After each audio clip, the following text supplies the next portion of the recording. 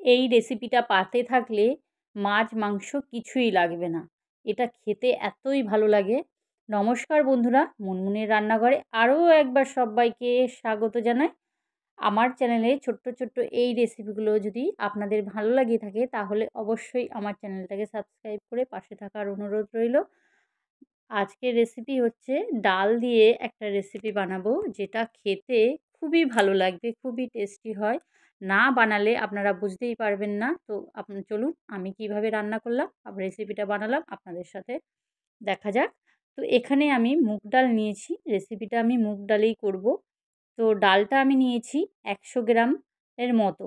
তো ১০০ গ্রাম ডাল নিয়েছি। ডালটাকে কিন্তু আমি আগে পরিষ্কার করে ধুয়ে নেব। এটা কিন্তু সোনা মুগ ডাল। একদম ছোট, ছোট ডালগুলো খুব একটা হয় বড় সাইজের, কিন্তু এটা একদম ছোট ডাল ছিল। আর এই ডালটাকে আমি কিন্তু একবার ধোয়া আমি দেখাচ্ছি, এটাকে কিন্তু ৩-৪ বার আমি ধুয়ে নিয়েছিলাম। চটকে, চটকে কিন্তু এটা ভালো করে ধুয়ে নিতে হবে। যেহেতু ডালের মধ্যে একটা সাদা রঙের একটা পাউডার থাকে, তো সেই সেটাকে পুরো ভালো করে পরিষ্কার করে ধুয়ে নিতে হবে। তো আমি এখানে ৩-৪ বার ধুয়ে নেওয়ার পর আপনাদেরকে দেখাচ্ছি। আমি এখানে ১ গ্লাস জল নিয়েছি। এখানে কিন্তু পরিমাণ মতো জলটা কিন্তু দেবেন। খুব বেশি কিন্তু জল দেয়া এতে যাবে না। দেওয়ার পর এটাকে কিন্তু আমি ভালো করে আবারও একটু মিশিয়ে নেব। মিশিয়ে নেওয়ার পরে আমি এটা সেদ্ধ করে নেব। তো আমি এটার মধ্যে সেদ্ধ করে নিচ্ছি।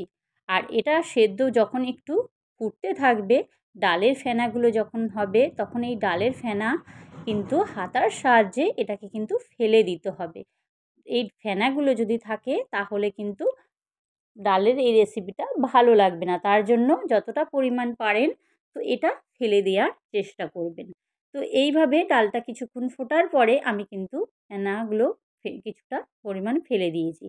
তারপরে দিয়ে দিয়েছি, আমি প্রথমে দিলাম 1/2 টিস্পুন নুন, আর দিয়ে দিলাম হাফ চামচের মতো হচ্ছে নুন। আর আবারও আমি 1/2 টিস্পুন হলুদ গুঁড়ো দিয়েছি। কারণ হলুদ গুঁড়ো যখন প্রথমে দিয়েছিলাম তেমন একটা হয়নি বলে আবার একটু 1/2 টিস্পুনের মতো দিয়েছি। তো ১ চামচের কম দিলেই হবে। দেওয়ার পর এটাকে কিন্তু আবারও একটু মিশিয়ে নেব।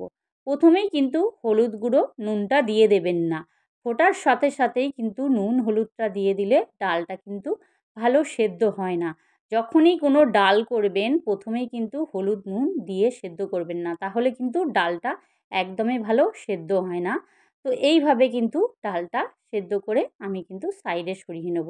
খুব বেশি কিন্তু জল একদম রাখবো না। একদম দেখিয়ে দিয়েছি কেমন রাখতে হবে। তো জলটা কিন্তু একদম খুব বেশি রাখিনি। আর নিয়ে নিয়েছি একটা ছোট কাঁচের বাটির ২ চামচের মতো পোস্ত। তো পোস্তটা আমি বেটে নেব একটা কাঁচা লঙ্কা দিয়ে। রান্নাটা আমি সর্ষের তেলেই করব। এখানে কড়া বসিয়ে দিয়ে একদম অল্প পরিমাণে আমি সর্ষের তেল দিয়ে দিয়েছি। খুব বেশি কিন্তু তেল এখানে লাগবে না। একদম কম পরিমাণে তেল দিয়ে রেসিপিটা হয়ে যাবে। দিয়ে দেব আমি একটা পেঁয়াজ কুচি। পেঁয়াজটা কিন্তু এইভাবে কাটবেন। তো এইভাবে তেলটা দেওয়ার পর আমি পেঁয়াজ কুচিটা দিয়ে দেবো। পেঁয়াজটা একটু ভাজার পরে, খুব বেশি ভাজতেও কিন্তু হবে না, হালকা ব্রাউন কালার হওয়ার আগেই কিন্তু ডালটা দিয়ে দিতে হবে। ডালটাতে কিন্তু খুব বেশি জল একদমই রাখবেন না। আমি কিন্তু দেখিয়ে দিয়েছি ডালটা কী পরিমাণে রাখতে হবে। আবার একদমই শুকনো করে নেবেন না, তাহলে কী হবে, কড়ার ভেতরে লেগে যাবে, পুড়ে যাবে তাহলে ডালটা। তো এই পরিমাণে আপনারা কিন্তু সেদ্ধটা করবেন। তো পেঁয়াজটার পরে আমি কিন্তু ডালটা একদমই পরিষ্কার করে পুরোটাই দিয়ে দেবো। দিয়ে দেওয়ার পর এটাকে কিন্তু নাড়তে হবে।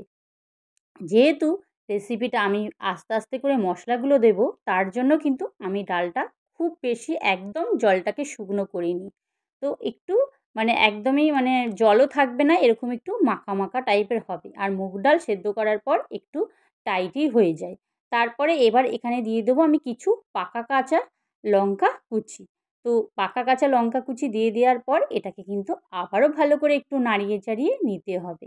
এইভাবে ডাল এই রেসিপিটা বানালে খেতে কিন্তু একদম অন্যরকম স্বাদে লাগবে। তো এখানে কাঁচা লঙ্কা কুচি দেওয়ার পরে আবারও একটু নাড়িয়ে চাড়িয়ে দেবো।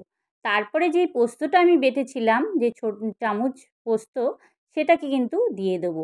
পোস্তটার মধ্যে খুব বেশি জল দিয়ে কিন্তু বাটবেন না। তো যতটা পরিমাণ পারবেন একটু শুকনো শুকনো করে বাটার চেষ্টা করবেন। তো এখানে আমি কিন্তু দিয়ে দিলাম পোস্ত বাটাটা। পোস্ত বাটাটা দেওয়ার পর আবারও কিন্তু এইভাবে আমি কিছুক্ষণ নাড়াচাড়া করব। এটা কিন্তু খুব বেশি ঝাল হলেও রেসিপিটা কিন্তু ভালো লাগবে না।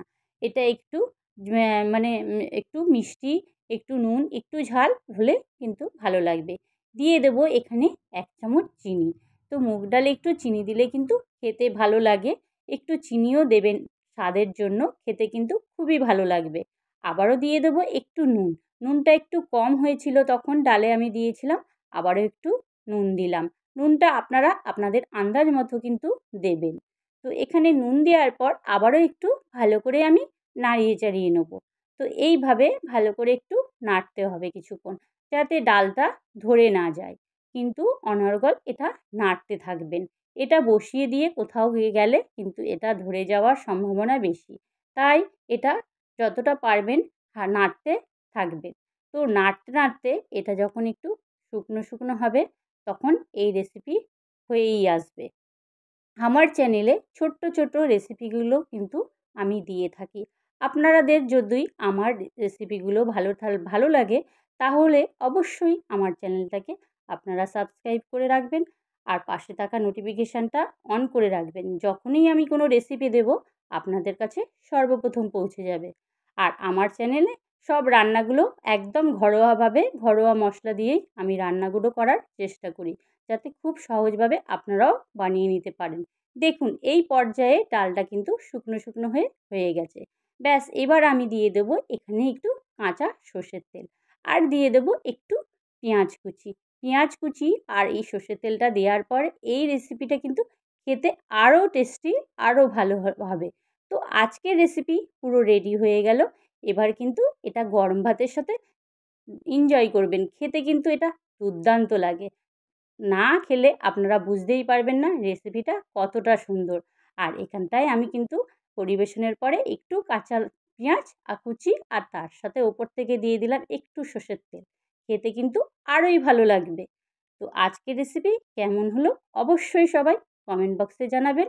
আর আমার রেসিপিগুলো কেমন হয় বন্ধুরা কিন্তু বলতে একদম লিখতে ভুলবেন না। আপনাদের এই সুন্দর সুন্দর কমেন্টগুলো আমি কিন্তু প্রতিদিন ভালোভাবে খুবই দেখি। আর এটা ভালো লাগলে এই রেসিপিটা অবশ্যই আপনাদের প্রিয়জনদের সাথে শেয়ার করতে একদমই ভুলবেন না। তো আজকের রেসিপি রেডি হয়ে গেল। Thank you for watching. সবাই ভালো থাকুন, সুস্থ থাকুন। টাটা সব্বাইকে।